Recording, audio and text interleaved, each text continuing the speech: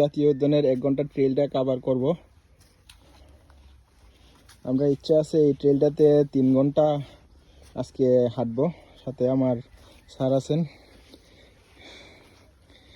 এই ইচ্ছে।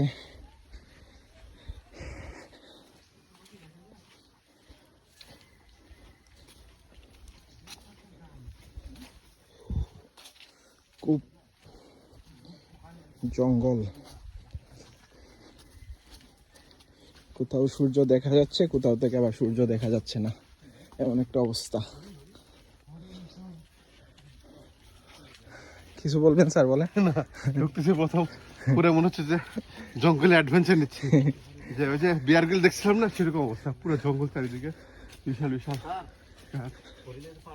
হরিণ। হরিণের পাড়া। কোনো সময় যদি 4টার সময় ভোরে রওনা দেন, এটা আসলে একটা হরিণের পাড়া। এই পাশ থেকে ওই পাশটাতে